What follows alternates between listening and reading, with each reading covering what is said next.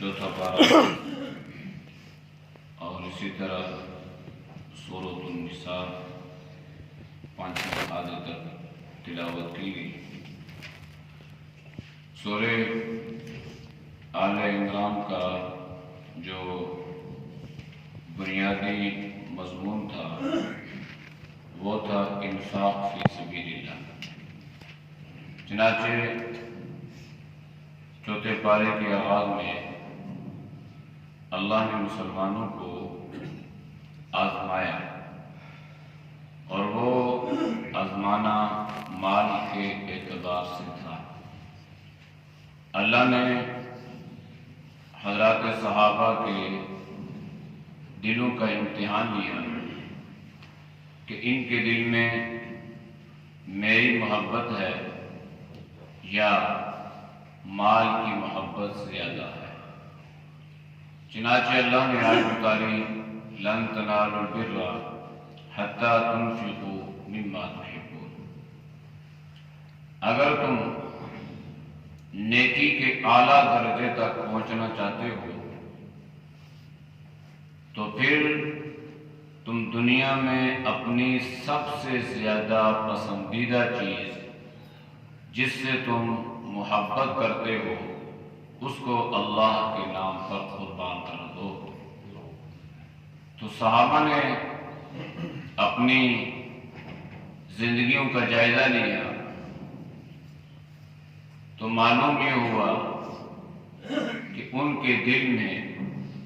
مال کی محبت نہیں تھی، بلکہ ان کے دل میں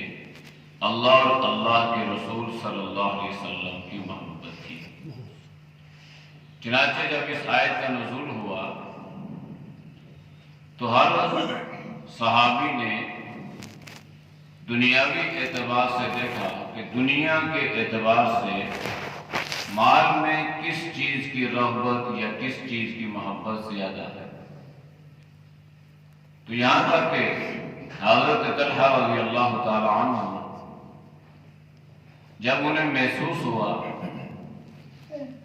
کہ میرا ایک باغ ہے اور اس باغ میں ایک میٹھا کنواں بھی ہے، مجھے اس باغ سے محبت ہے، مال بھی آتا ہے، سیر کے لیے بھی جاتے ہیں، پانی بھی پیتے ہیں، اور آمدنی کا کمائی کا ایک ذریعہ بھی ہے۔ تو انہوں نے سوچا کہ اللہ نے یہ حکم دیا ہے کہ اگر نیکی کا اعلیٰ درجہ حاصل کرنا چاہتے ہو تو دنیا میں جس چیز سے محبت کرتے ہو اس کو خرچ کر دو۔ تو انہوں نے اپنا وہ باغ جناب نبی کریم صلی اللہ علیہ وسلم کی خدمت میں حاضر ہوئے اور فرمانے لگے، اللہ کے نبی یہ آیت اتری ہے اور اس آیت سے ہمیں یہ معلوم ہوا ہے کہ ہم اپنی پسندیدہ چیز کو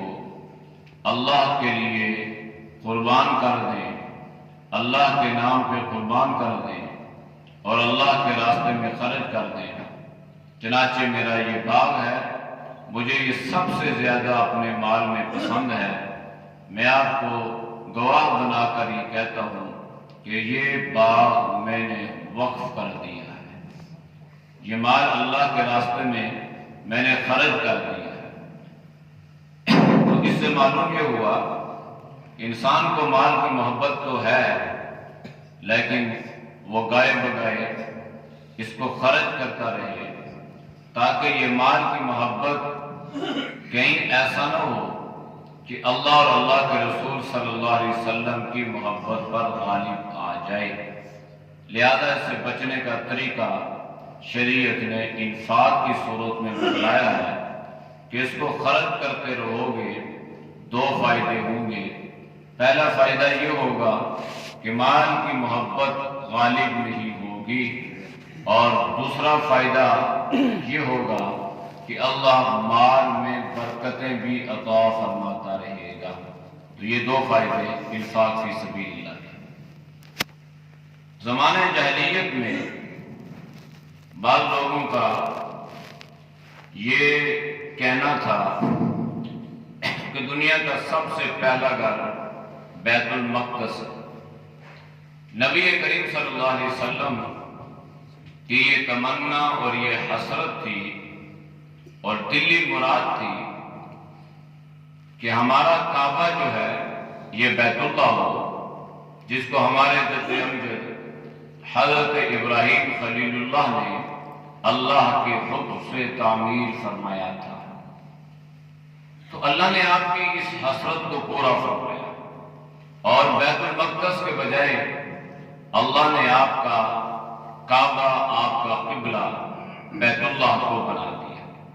تو جب کعبہ بیت اللہ بن گیا تو اعتراض کرنے والوں نے اعتراض کیے کہ بیت المقدس پہلا گھر ہے، عظمت والا گھر ہے، ہدایت کا مرکز ہے، تو مسلمانوں نے ہر چیز تبدیل کر دی، یہاں تک کہ کعبہ بھی تبدیل کر دیا۔ تو اللہ نے قرآن کریم کی آیت اتاری اور فرمایا کہ دنیا میں سب سے پہلا گھر بیت اللہ ہے۔ ان اول بیت وضع للناس للذی ببکہ، سب سے پہلا گھر بیت اللہ ہے جس کو اللہ نے مکہ میں تعمیر کروایا اور معمار اول حضرت ابراہیم خلیل اللہ علیہ السلام تھے۔ پھر اس بیت اللہ کی عظمت کو اللہ نے بیان فرمایا۔ نمبر 1 یہ مبارک ہے، برکتوں والا ہے۔ نمبر 2 ہدایت کا مرکز ہے، گمراہ سے گمراہ آدمی وہاں جائے، اللہ سے مانگے، اللہ اس کو ہدایت عطا فرماتے ہیں۔ اور اس میں مقام ابراہیم بھی ہے، حتیم بھی ہے، مزاب رحمت بھی ہے، اور اس کی ایک خوبی یہ بھی ہے وَمَنْ دَخَلَهُ كَانَ آمِنًا، جو بیت اللہ میں داخل ہو گیا وہ ہر اعتبار سے امن میں آ گیا۔ چونکہ اللہ نے مطلقاً ذکر فرمایا کہ جو بیت اللہ میں داخل ہوا، جو اس گھر میں داخل ہو جائے اس کو امان ہے، وہ امن میں آ گیا، چاہے وہ لڑائی کے اعتبار سے ہو، جنگ کے اعتبار سے ہو یا کسی اور اعتبار سے ہو۔ جب 1400 سال سے مسلمان اس نظریے پر قائم ہے اور مسلمانوں کا یہ ایمان اور یقین ہے کہ جس طرح بیت اللہ ہدایت کا مرکز ہے، اسی طرح بیت اللہ دار الامان بھی ہے، امن کی جگہ بھی ہے، تو اگر اسی چیز کو بنیاد بنا کر بیت اللہ کو بند نہ کیا جاتا بلکہ بیت اللہ کو سارے مسلمانوں کے لیے کھول دیا جاتا تو یہ ایمان اور یقین تھا کہ بجائے یہ وائرس پھیلنے کے اللہ بیت اللہ کی برکت سے اس کو ختم فرما دیتا ہے۔ لیکن مسلمان جو ہے اس اعتبار سے کمزور ہے، تو مسلمانوں کے 1400 سال کے جو عقیدہ اور جو نظریہ تھا گویا اس پر ضرب کاری لگائی گئی۔ زمزم جس کے بارے میں مسلمانوں کا یہ ایمان اور یقین ہے کہ اس میں اللہ نے شفا رکھی ہے،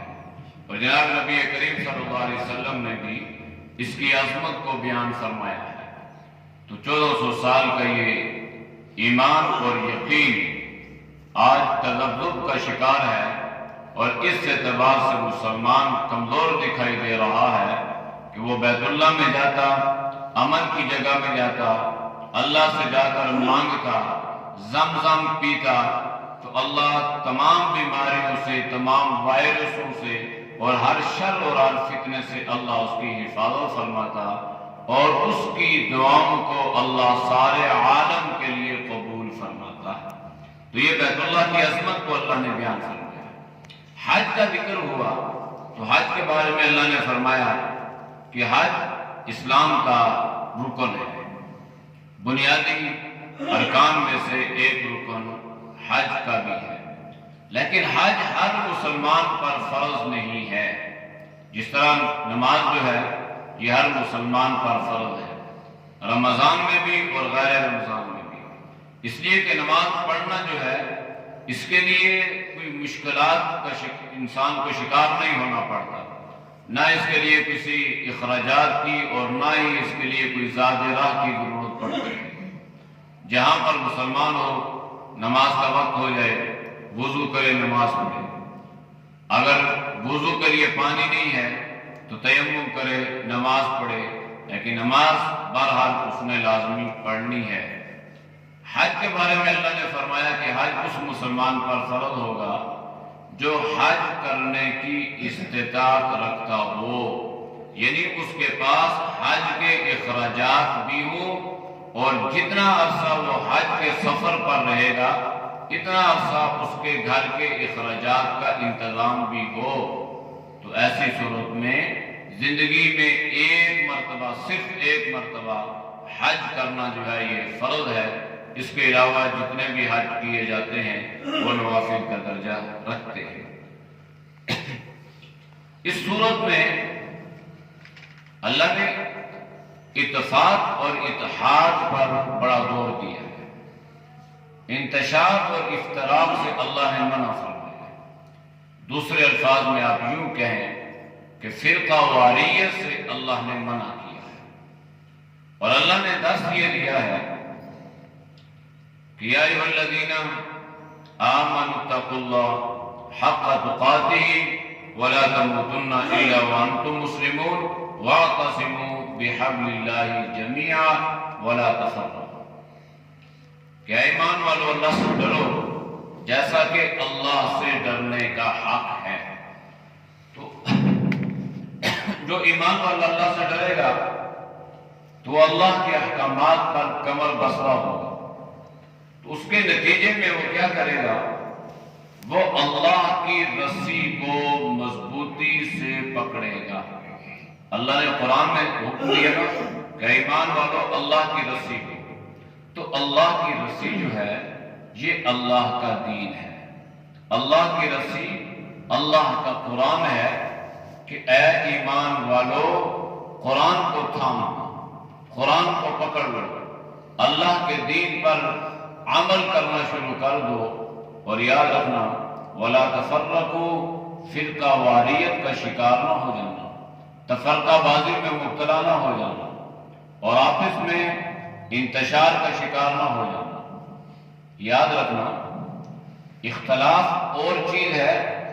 اور انتشار اور چیز ہے۔ اسلام جو ہے یہ اختلاف رائے سے منع نہیں کرتا۔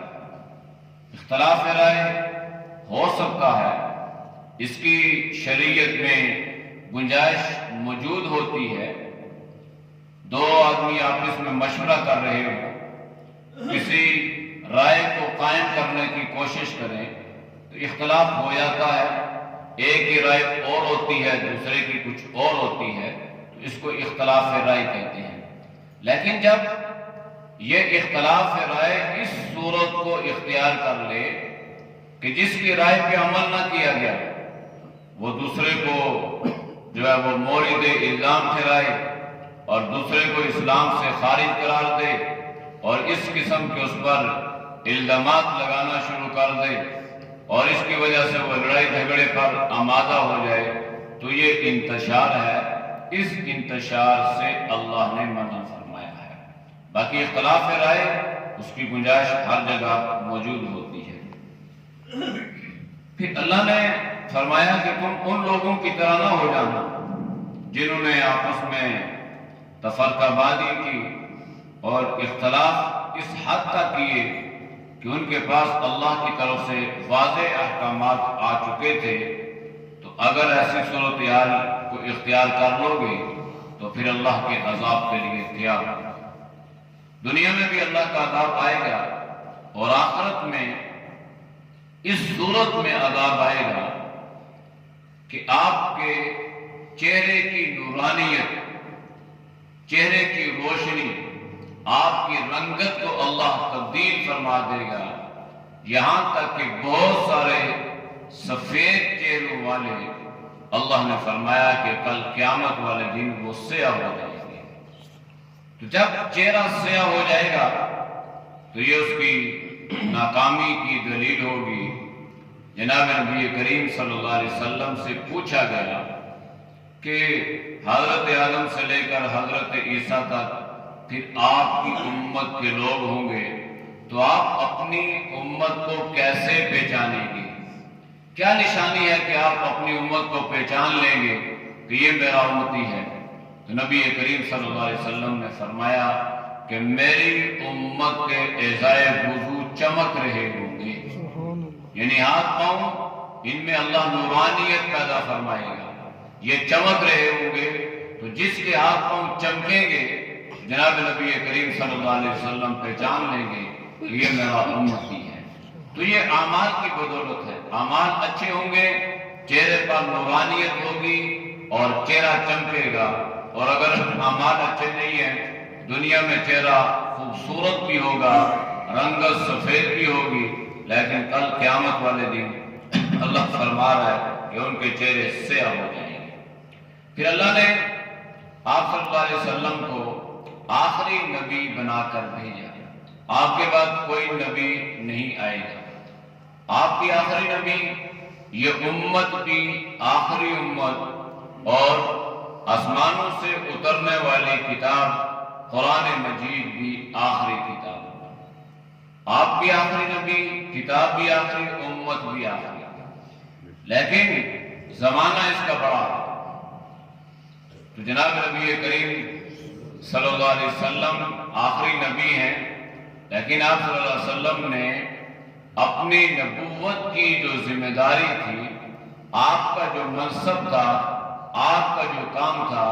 وہ آپ صلی اللہ علیہ وسلم نے امت کے حوالے فرمایا، امت کے سپرد فرمایا، یہاں تک کہ آپ نے اپنے آخری خطبے میں یہ اعلان فرمایا کہ جتنے سامعین حاضرین ہیں، جتنے یہاں پر موجود ہیں، ان کی یہ ذمہ داری بنتی ہے فَلْيُبَلِّغْ، کہ میری ان باتوں کو ان لوگوں تک پہنچائیں جو غائبین ہیں۔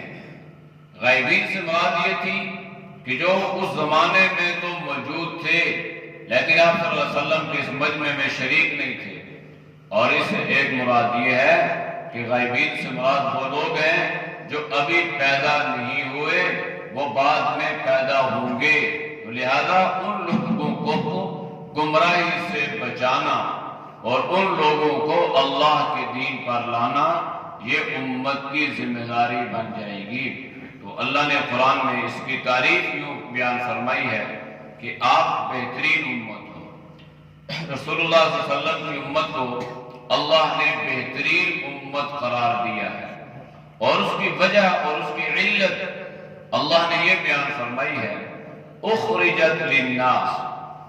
بہترین امت اس بنیاد پہ ہو کہ اللہ نے آپ کو لوگوں کے لیے نکالا ہے، لوگوں کے بھلے کے لیے، لوگوں کے نفع کے لیے اللہ نے آپ کو نکالا ہے۔ نفع سے مراد دنیاوی نفع ہو پھر بھی درست ہے، اور نفع سے مراد اخروی نفع ہو پھر بھی درست ہے۔ جناب نبی کریم صلی اللہ علیہ وسلم نے فرمایا خیر الناس من ينفع الناس، کہ آپ میں بہترین انسان وہ ہے جو لوگوں کے لیے بہترین ہو، جس سے لوگوں کو نفع پہنچتا ہو، اس کی ذات، اس کا وجود لوگوں کے نفع کا سبب اور ذریعہ بنتا ہو، وہ بہترین ہے۔ تو اللہ نے یہاں پہ فرمایا اخرجت للناس، اللہ نے آپ کو لوگوں کے لیے نکالا ہے، جہاں پہ آپ نے اپنی ضروریات کا خیال رکھنا ہے، وہاں پر اپنے دائیں بائیں قرب و جوار، اپنے عزیز و اقارب، محلے والے، پڑوسی، ان پر بھی آپ نے نظر رکھنی ہے۔ دوسرا یہ ہے کہ تأمرون بالمعروف وتنہون عن المنکر، کہ آپ نے ان لوگوں کے پاس جانا ہے اور ان کو جا کے اللہ کے دو پیغامات سے آگاہ فرمانا ہے۔ پہلا پیغام یہ ہے کہ تأمرون بالمعروف، بھئی اللہ کے دین پہ آؤ، شریعت پہ آؤ، اللہ کے احکامات پہ عمل کرو، اچھائی کی انہیں ترغیب، اچھائی کا انہیں حکم دو، وَتَنْهَوْنَ عَنِ الْمُنْكَرِ، اور اگر برائی ہو تو ان کو برائی سے بچانے کی فکر کرو۔ یہ امر بالمعروف اور نہی عن المنکر، یہ اتنی اہم چیز ہے کہ اللہ نے فرمایا کہ تم میں سے یعنی امت محمدیہ میں سے ایک مستقل جماعت کا ہونا ضروری ہے، جس کی ذمہ داری یہ ہو، جس کا کام یہ ہو کہ لوگوں کو اچھائی کی دعوت دیتی رہے اور لوگوں کو برائیوں سے منع کرتی رہے۔ اللہ نے فرمایا وَلْتَكُن مِّنكُمْ أُمَّةٌ يَدْعُونَ إِلَى الْخَيْرِ يَأْمُرُونَ بِالْمَعْرُوفِ وَيَنْهَوْنَ عَنِ الْمُنكَرِ وَأُولَٰئِكَ هُمُ الْمُفْلِحُونَ۔ اللہ نے فرمایا اگر کامیابی چاہتے ہو تو پھر امر بالمعروف اور نہی عن المنکر کو اپنا لو۔ لہذا اللہ کے عذاب سے بچنے کا ایک ذریعہ اور دعاؤں کی قبولیت کا ایک ذریعہ امر بالمعروف اور نہی عن المنکر بھی ہے۔ اس میں اللہ نے کچھ غزوات کا ذکر فرمایا ہے، جس میں غزوہ بدر بھی ہے، غزوہ احد میں پیش آنے والے حالات کا بھی اللہ نے تفصیلی ذکر فرمایا، اور اس میں اللہ نے مسلمانوں کو بنیادی طور پر کچھ تعلیمات سے آگاہ فرمایا۔ غزوہ بدر میں تو اللہ نے فرمایا کہ مسلمانوں کے ساتھ اللہ کی مدد اور اللہ کی نصرت شامل حال تھی، اس لیے کہ جناب نبی کریم صلی اللہ علیہ وسلم نے جو احکامات صادر فرمائے، مسلمان ان احکامات پر سختی سے عمل پیرا ہوئے۔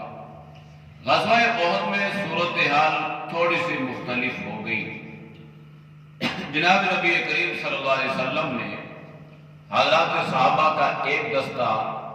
ایک گھاٹی پر مقرر فرمایا، اور آپ نے انہیں یہ حکم دیا کہ جب تک میں آپ کو نہ کہوں تب تک آپ نے اس پہاڑی کو نہیں چھوڑنا۔ حضرات صحابہ اس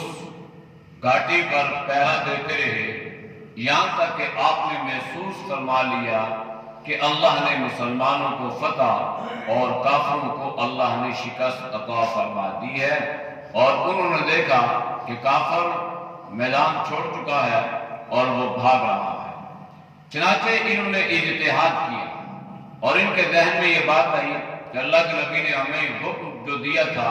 اس سے مراد یہ تھی کہ جب تک ہمیں فتح نہ ہو جائے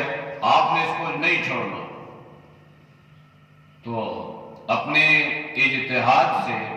حضرات صحابہ نے اس پہاڑی کو چھوڑ دیا،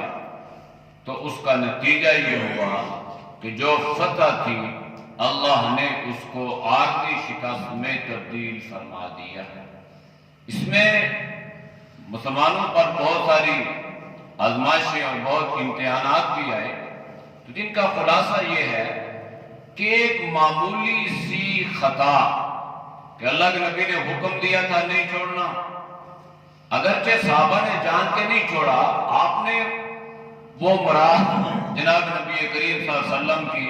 اس مفہوم اور اس مطلب کو آپ نے لیا کہ اللہ کے نبی کی مراد یہ تھی کہ جب تک، حالانکہ اللہ کے نبی نے فرمایا تھا کہ اس کو چھوڑنا نہیں ہے، تو اجتہادی خطا ہوئی، چھوڑ دیا تو فتح شکست میں تبدیل ہو گئی۔ تو آج کا مسلمان جان بوجھ کر صبح سے شام تک اللہ کی کتنی نافرمانیاں کرتا ہے، تو ہم کس طرح کامیاب قرار پائیں گے؟ آج پوری دنیا میں ہم دیکھتے ہیں کہ اقوام عالم میں مسلمان کو وہ مقام اور مرتبہ اور وہ حیثیت حاصل نہیں ہے، حالانکہ مال کی کمی نہیں ہے، اسباب کی کمی نہیں ہے، افراد کی کمی نہیں ہے، آپ کے پاس اسلحہ بھی موجود ہے، اسباب بھی موجود ہیں، لیکن اس کے باوجود اقوام عالم میں بجائے اس کے کہ عزت ہوتی، وقار ہوتا، رعب اور دبدبہ ہوتا، لیکن ایسی صورتحال نہیں ہے۔ اس کی وجہ کیا ہے؟ اس کی وجہ یہ ہے کہ جب ہم غزوہ احد کو دیکھتے ہیں کہ جناب نبی کریم صلی اللہ علیہ وسلم کی معمولی سی جو انجانے میں نافرمانی ہوئی، اس کی وجہ سے اللہ نے فتح کو شکست میں تبدیل فرما دیا۔ آج کا مسلمان صبح سے شام تک جناب نبی کریم صلی اللہ علیہ وسلم کی کتنی نافرمانیاں کرتا ہے، تو ہم کس طرح آج کامیاب قرار پائیں گے؟ اس کی وجہ یہی ہے، تو اس میں اللہ نے یہ سبق رکھا ہے، ورنہ حضرات صحابہ جو ہے نا، یہ اتنی مقدس جماعت ہے، اتنی پاکیزہ جماعت ہے کہ اللہ نے قرآن میں اس کی تعریفیں فرمائی ہے، اور اللہ نے ایمان والوں کا یہ حکم دیا ہے کہ ایمان والوں کا ایمان اس وقت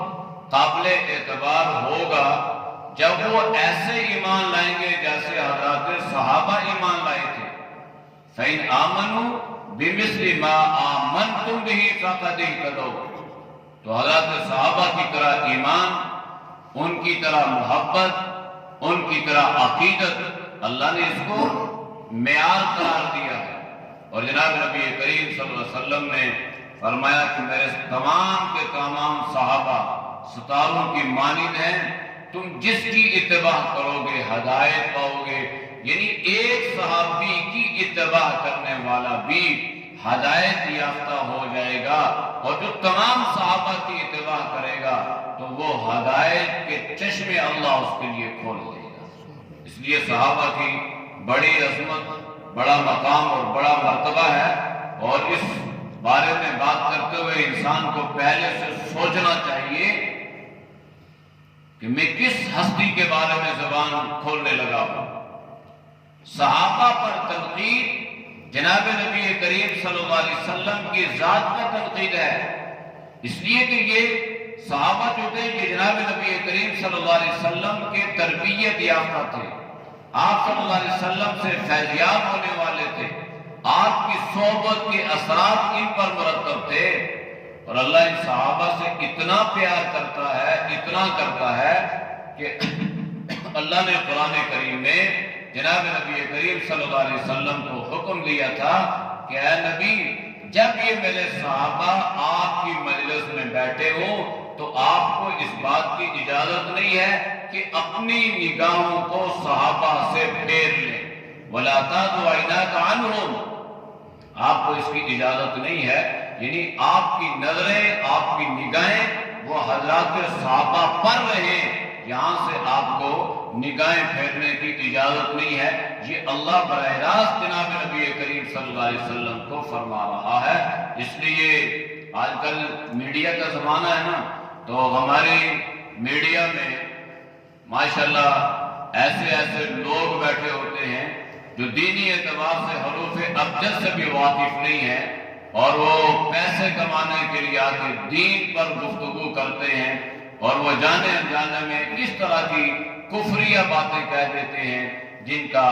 صحابہ کے ساتھ کوئی تعلق بھی نہیں ہے، اور وہ جانے انجانے میں حضرات صحابہ پر تنقید کرتے ہیں، اور کہنے والا کہہ بھی دیتا ہے اور اپنے اندر کی خباثت کا اظہار بھی کر دیتا ہے۔ تو اللہ نے قرآن کریم میں حضرات صحابہ کے بارے میں یہ جو فرما دیا رضی اللہ عنہم ورضوا عنہ، تو اس کے بعد کسی کو یہ حق نہیں پہنچتا کہ وہ اللہ کے اس اعلان کے بعد کسی صحابی پر کسی قسم کی کوئی تیر اندازی کرے، کوئی گفتگو کرے، یا ان پہ کوئی طعن و تشریح کرے، کیونکہ اللہ نے ان کے بارے میں فرما دیا کہ یہ مجھ سے راضی ہیں اور میں ان سے راضی ہوں، تو جن سے اللہ راضی ہو جائے اس پر تنقید کرنے کا حق اللہ نے کسی کو نہیں دیا۔ تو اس صورت میں چونکہ اللہ نے غزوہ بدر اور غزوہ احد کا تفصیل ذکر فرمایا، اور آخر میں اللہ نے کچھ دعاؤں کا ذکر بھی فرمایا۔ مسلمان کمزور ہے، اسے چاہیے کہ وہ اللہ سے معافی مانگتا رہے۔ پھر آخر میں اللہ نے فرمایا اے ایمان والو، تم ثابت قدم رہو، آپس میں ایک دوسرے کے ساتھ جڑ کے رہو، مربوط رہو، اللہ سے ڈرتے رہو۔ جب تم یہ ساری چیزیں اختیار کر لو گے تو کامیابی تمہاری قدم چومے گی۔ سورۃ النساء کے بارے میں انشاءاللہ کل تفصیل